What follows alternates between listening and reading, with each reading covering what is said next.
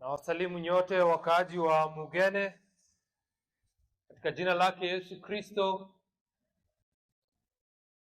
Ni furaha yetu kuweza kuwaletea neno la Mungu siku ingine, na tunamshukuru Mungu kwa sababu tumeweza kuja hapa mara kadhaa kwa wiki kadhaa sasa, na Mungu ametuwezesha tumeweza kuwanenea neno lake, na siku ya leo ndio itakuwa siku ya mwisho kuweza kuja mahali hapa. Baada ya siku nyingi tena tutajipanga tuweze kuja. Tumetoka kanisa la Trinity Reformed Baptist Church pale Gaporine, na tunamshukuru Mungu kwa vile ambavyo tumepokelewa mahali hapa na vile ambavyo umetupatia masikio yenu. Na jioni ya leo ningependa kuwaomba masikio yenu mara ya mwisho niweze kuwanenea neno la Mungu kabla hatujaondoka. Kabla ya hiyo ningependa niombe, alafu nitawasomea neno la Mungu. Mungu Baba, tunakushukuru kwa jioni ya leo ambayo umetupa. Asante kwa nafasi hii ya kuweza kufungua neno lako kwa watu wa Mugene. Asante kwa vile ambavyo umetuwezesha kuja mahali hapa kwa wiki kadhaa. Asante kwa wale ambao wametupatia masikio yao kwa maduka yao, na asante pia kwa wale ambao wamekaa na kusikiza hata wakiwa manyumbani mwao. Asante kwa njia hii ya kuweza kuhubiri na kuweza kuwanenea wengi kupitia kwa vyombo hivi. Ninakuomba Mungu ya kwamba utaweza kuwaokoa wengi wanaosikiza neno lako jioni ya leo. Nisaidie ninaponena niweze kunena neno lako pekee, na wengi ambao watakaonisikia jioni ya leo kwa nguvu za Roho wako Mtakatifu waweze kumwamini mwana wako Yesu Kristo. Asante kwa kuwa neno lako lina nguvu. Asante kwa kuwa neno lako lina uwezo wa kumwokoa mtu yeyote ambaye atakayeweka tumaini lake kwake Yesu Kristo. Tusaidie sote tunaposikiza neno lako jioni ya leo. Katika jina lake Yesu Kristo tumeomba na kuamini. Amen.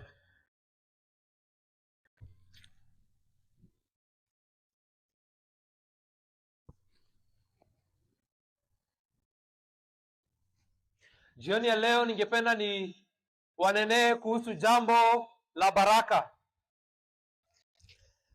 Kwa sababu sisi kama wanadamu tunapenda baraka. Tunapotembea hivi na kuhubiri, watu wengi wanatuambia, na kwani hamtuachii baraka?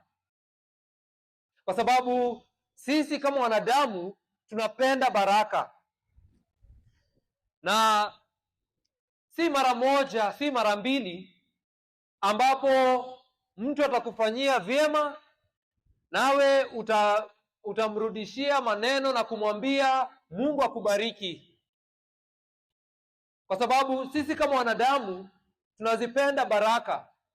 Tukienda mbele zake Mungu tukimuomba, tunamwambia Mungu tubariki.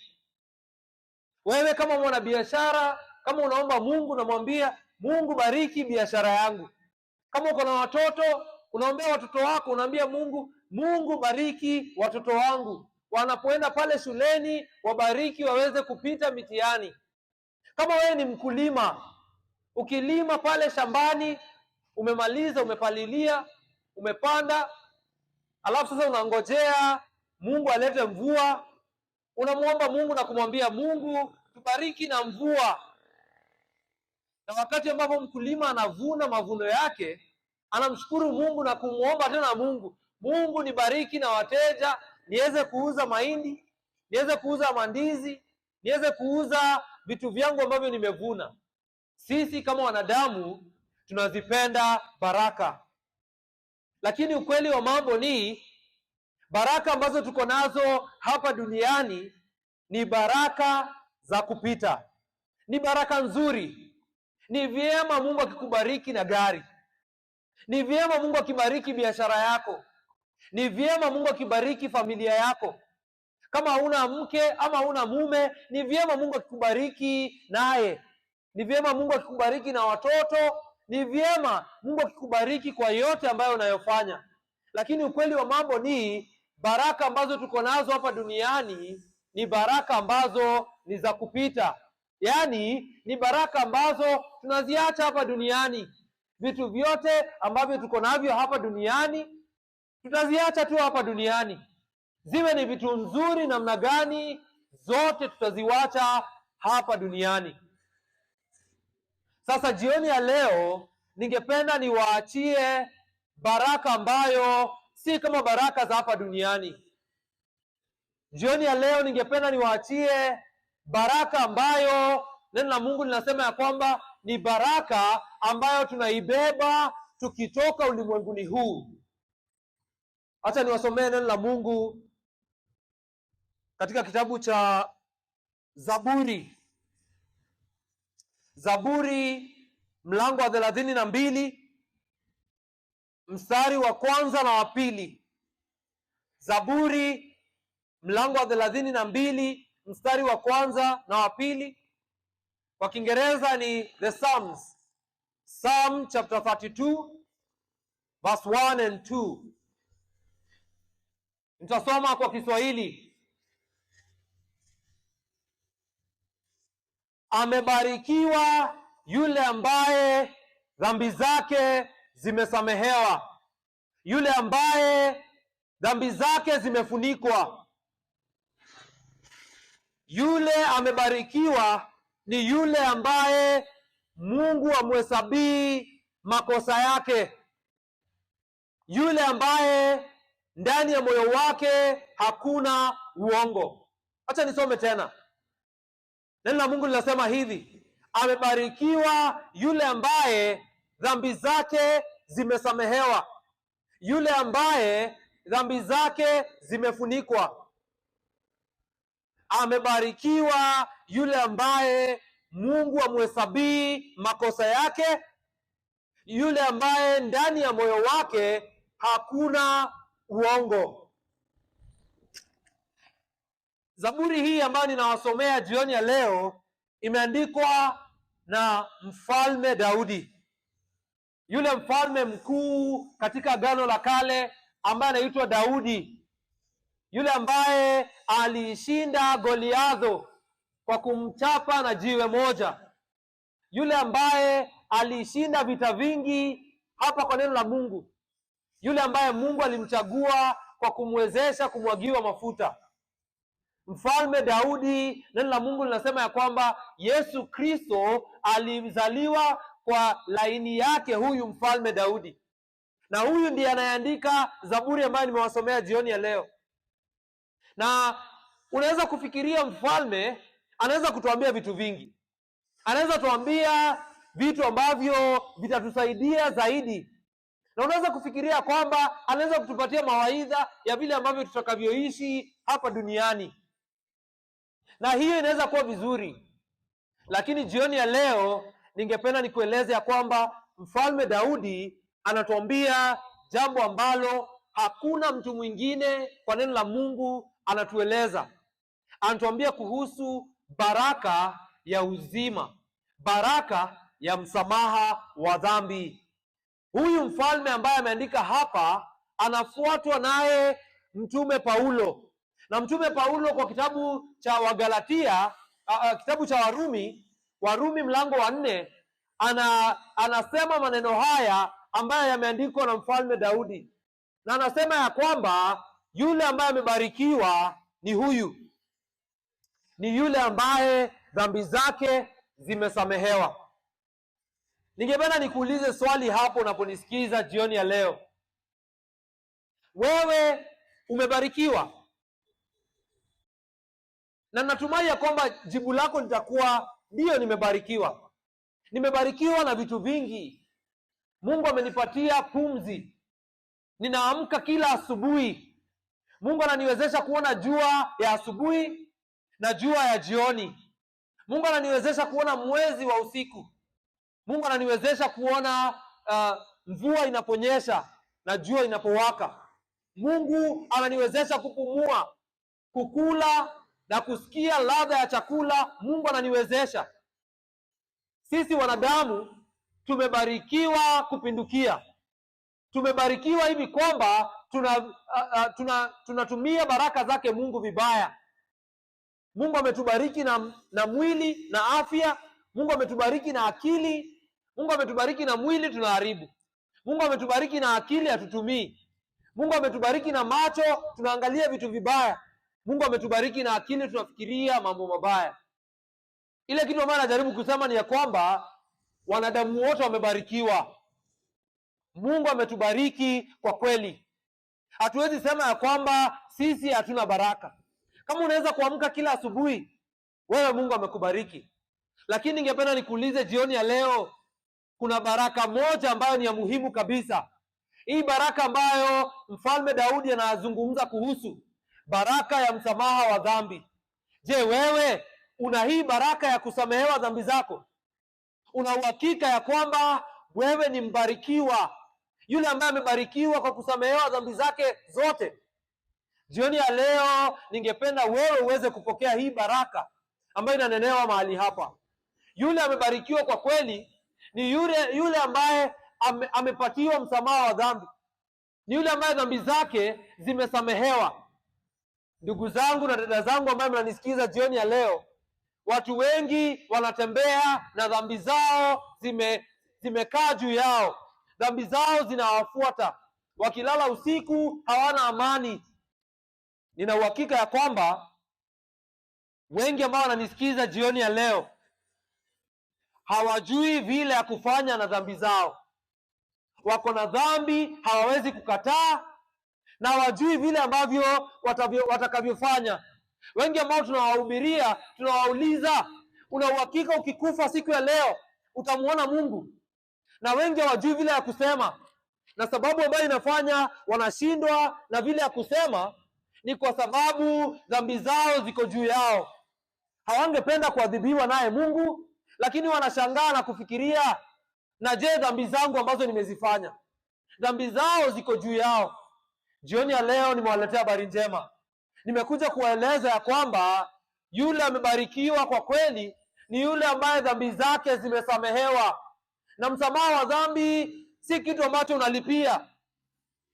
Msamaha wa dhambi si kitu ambayo unafaa uende kwa kanisa fulani ili upokee. Msamaha wa dhambi haupeanwi na mchungaji. Msamaha wa dhambi unapeanwa naye Mungu bure kwa neema yake. Neno la Mungu hapa linatuambia kwamba yule amebarikiwa kwa kweli ni yule ambaye dhambi zake zimesamehewa. Sikia vile mfalme anatuambia. Anasema yule amebarikiwa kwa kweli ni yule ambaye dhambi zake zimefunikwa. Nyinyi ambao mnanisikiza jioni ya leo, nina uhakika kama ningekuja na televisheni kubwa niweke mahali hapa, alafu nikuje na kitu ambayo naweza kuweka kwa akili yako ama niweke kwa moyo wako, alafu tuseme zile vitu zote ambazo unazofikiria, mawazo yako yote ambayo unafikiria, vitu vyote ambavyo unavyohisi ndani ya moyo wako, acha tuweke hapa kwa TV tuone. Acha tuone zile mawazo ambazo uko nazo. Nina uhakika si wengi ambao wangefurahi ama kukubali mawazo yao na matendo yao na vitu vyao vyote viweze kuonyeshwa kwa ulimwengu. Kwa sababu dhambi zetu zinatuchafua. Zile dhambi ambazo uko nazo zimekuchafua. Na dhambi ni kitu ya aibu. Dhambi si kitu ya kufurahi. Unajua miaka ambayo tunaishi saa hii ni miaka ambayo watu wanafurahia dhambi. Wezi wanaiba na wanamuomba Mungu wakidhani ya kwamba Mungu anawasikia. Walevi wanalewa na wanafurahia ndani ya ulevi wao. Washerati wanafanya usherati na wanafurahia ndani ya usherati wao. Lakini dhambi, ndugu zangu na dada zangu, ni kitu ambacho ni cha aibu. Na neno la Mungu hapa linasema ya kwamba yule amebarikiwa ni yule ambaye dhambi zake zimefunikwa. Ni yule ambaye dhambi zake zimesamehewa, yule ambaye dhambi zake zimefunikwa. Na ningependa ufikirie nami jioni ya leo.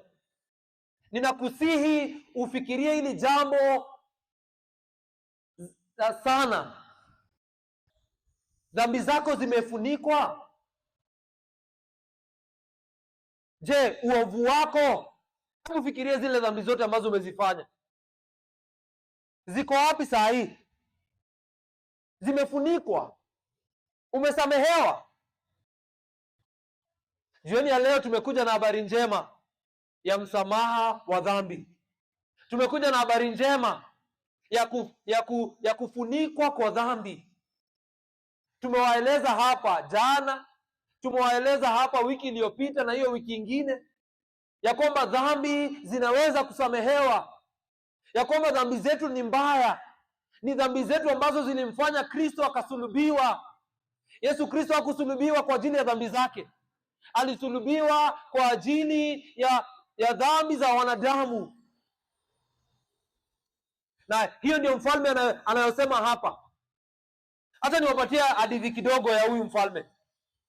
Huyu mfalme Daudi alikuwa ni mtu mwenye nguvu, alikuwa amefanya mambo makuu kwa maisha yake. Lakini siku moja, wakati ambapo wanajeshi wake walikuwa wanaenda vitani, vile ambavyo neno la Mungu linasema ni wafalme ndio waliokuwa wanaongoza vita vya wanajeshi. Lakini siku moja mfalme Daudi hakuenda kwenye vitani, alibaki nyumbani, wanajeshi wake wameenda kupigana huko. Alafu mfalme Daudi, neno la Mungu linasema akiwa kwa jumba lake, jumba la mfalme, alikuwa amekaa hivi, akamwona mwanamke aliyekuwa akioga. Alafu akaita mfanyikazi wake akamwambia, nenda unichukulie yule mwanamke. Alafu mfanyikazi wake anamuuliza, na yule si ni bibi ya nani? Yule si ni bibi ya mtu fulani? Huyo mtu alikuwa anaitwa Uriah. Yule si ni bibi ya yule mwanajeshi wako ameenda vitani? Mfalme anamwambia, hapana, wewe enda uniletee huyo. Neno la Mungu linasema ya kwamba mfalme akafanya usherati na huyu mwanamke. Neno la Mungu linatuambia kwamba alafu alipofanya usherati, huyu mwanamke akapata mtoto.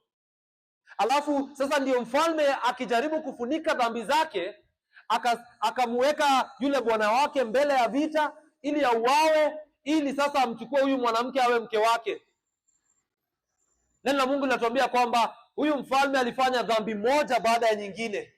Alifanya dhambi ya kutamani mke wa mwenyewe, akafanya dhambi ya kulala na mke wa mwenyewe, alafu zaidi akafanya dhambi ya kupanga njama ya kumuua mumewe, alafu zaidi akaendelea na akafanya dhambi ya kumuua huyo mume wa huyu mwanamke.